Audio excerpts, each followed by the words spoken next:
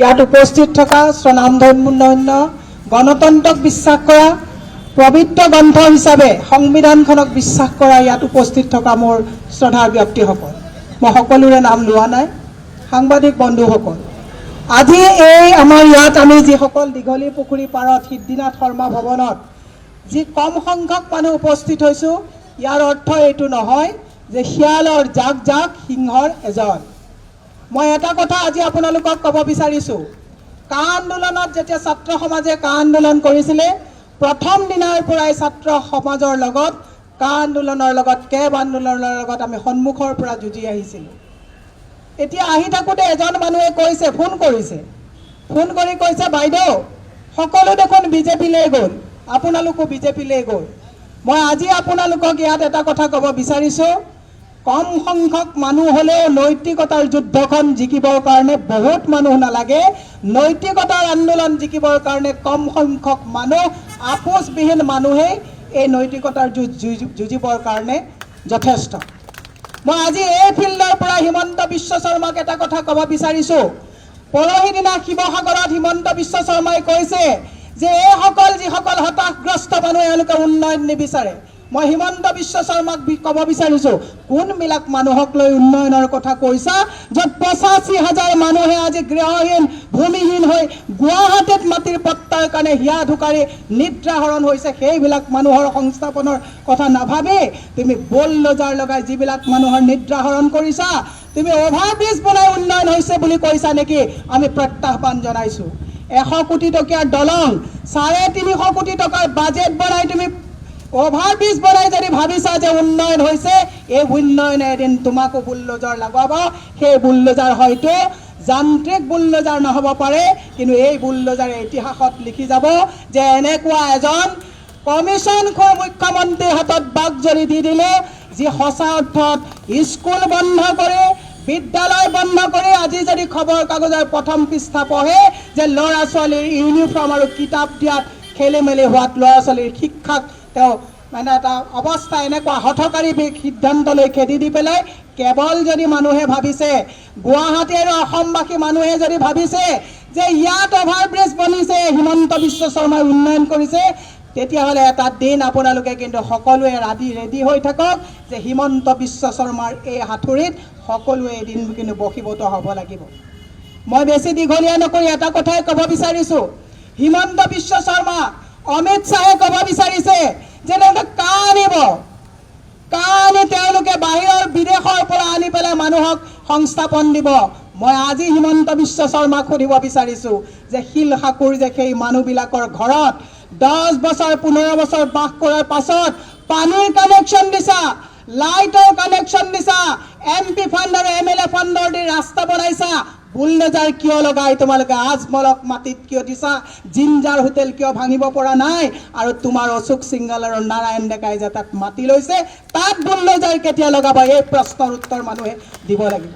মই আজি অসমৰ ৰাইজলৈ এই মঞ্চৰ পৰা এটা কথা প্ৰশ্ন কৰিব বিচাৰিছোঁ, সদায় এইখানে বিজেপি চৰকাৰে কয় যে ৮৫৫ জন শ্বহীদৰ বিনিময় কংগ্ৰেছে দিব লাগিব, আমি পিছলৈ উভতি নাযাওঁ। মই আজি ক'ব বিচাৰিছোঁ, হিমন্ত শৰ্মাৰ চৰকাৰৰ দিনত ১৮৮ জন ল'ৰাক ভুৱা এনকাউণ্টাৰ কৰি মৃত্যুমুখলৈ ঠেলি দিয়া হ'ল।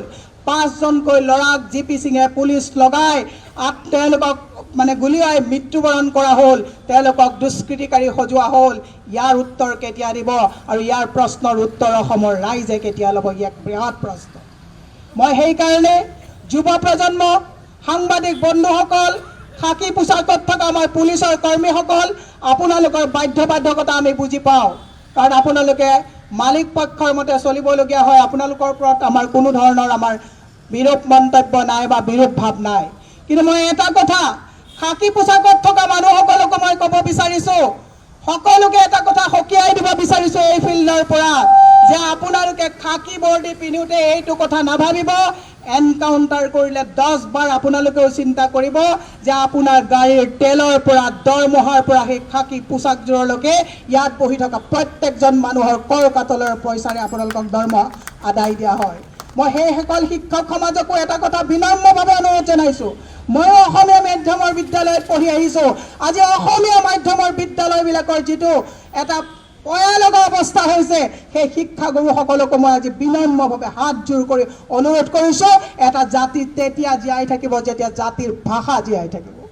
আজি শিক্ষকসকলে নিজৰ স্কুলখনত আগতে আজি অকণমান আগত মই বহুতে কথা পাতিছোঁ যে আমি আগতে যেতিয়া স্কুলত পঢ়িছিলোঁ শনিবাৰে বন উঘালিছিলোঁ। স্বচ্ছ ভাৰত আমাক হিমন্ত বিশ্ব শৰ্মা নৰেন্দ্ৰ মোদীয়ে স্বচ্ছ ভাৰতৰ কথা শিকাব নালাগে। গান্ধীজীৰ স্বচ্ছ ভাৰতৰ সেই চশমাযোৰ লৈ তেওঁলোকে গান্ধীজীক যিটো নাথুৰাম গডছেক পূজা কৰি গান্ধীক যিটো হাতুৰি মাৰিছে তাৰ প্ৰত্যুত্তৰ প্ৰতিজন নাগৰিকে দিব লাগিব। স্বচ্ছ ভাৰত আমাক বিজেপিয়ে শিকাব নালাগে। কেমেৰা লৈ নৰেন্দ্ৰ মোদীয়ে সাগৰৰ পাৰত বটল তোলা ফটো মানে স্বচ্ছ ভাৰত নহয়, হাতত ঝাৰু লৈ কেমেৰা লৈ যোৱা মানে স্বচ্ছ ভাৰত নহয়। স্বচ্ছতা নিজৰ অন্তৰৰ পৰা আহিব লাগিব। যিজন মুখ্যমন্ত্ৰীয়ে নিজৰ জাতিটোৰ ভাষাটোক আজি এফালৰ পৰা গল চেপা দিছে, দুৰ্ভাগ্যজনক কথা। এই ১.৫ বছৰত ১১,৪৪৩খন প্ৰাথমিক বিদ্যালয়ৰ পৰা বিদ্যালয় বন্ধ কৰা হৈছে আৰু অসমৰ সুধী সমাজ সকলোৱে নীৰৱ। মই দীঘলীয়া নকৰোঁ আৰু বহুত বক্তা আছে। এটা কথা ক'ব বিচাৰিছোঁ, এওঁলোকে ডিজিটেল ইণ্ডিয়াৰ কথা কয়। আজি ৩০৪জন কম্পিউটাৰ শিক্ষকে পেটত অনাহাৰে গামোচা বান্ধিবলগীয়া হৈছে, এওঁলোকৰ চাকৰি গুচি গৈছে। গতিকে অত্যন্ত দুৰ্ভাগ্যজনক কথা। মই সেইকাৰণে আজি এই মঞ্চৰ পৰা প্ৰতিজন ৰাইজক এটা কথা বিনম্ৰভাৱে অনুৰোধ কৰিছোঁ যে আমি নামানো।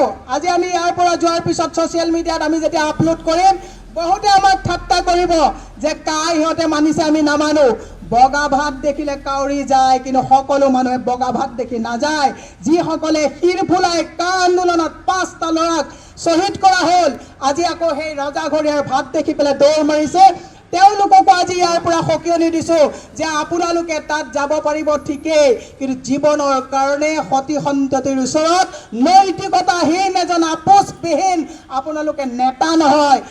একোজন আপোনালোকে চামচা হিচাপে নিজকে প্ৰতিষ্ঠিত কৰিব পাৰিব, কিন্তু নেতা হিচাপে নেতৃত্ব যে দিব নোৱাৰে, এই কথা মই আপোনালোকক আজি সকিয়াই দিলোঁ।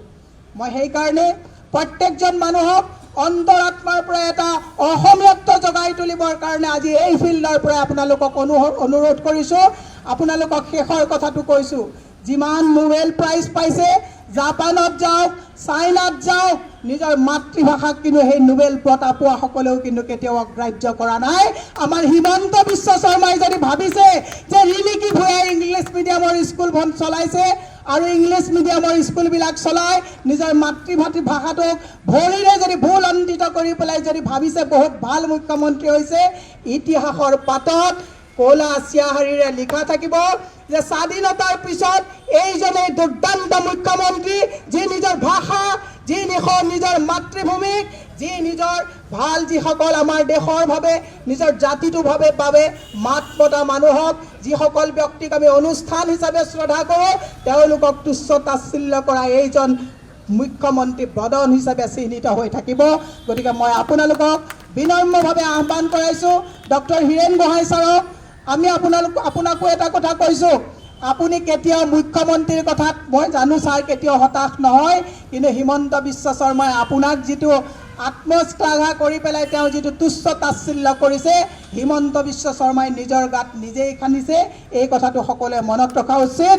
অসমৰ কোটি কোটি ৰাইজ ডক্টৰ হীৰেণ গোহাঁই ছাৰৰ লগত আছিল, আছে আৰু থাকিব। এই কথাকে কৈ মই আমি নামানো বুলি কৈ আমি সকলোৱে ইয়াৰ বিৰোধিতা কৰি যাম বুলি মই আজি আপোনালোকক প্ৰতিশ্ৰুতি দি কোনো কাৰণতে যাতে জাতি মাটিৰ ভেটিৰ লগত আমি আপোচ নকৰোঁ, তাকেই আপোনালোকৰ ওচৰত প্ৰতিশ্ৰুতি দি মোৰ বক্তব্য মই ইমানতে সামৰণি মাৰিছোঁ।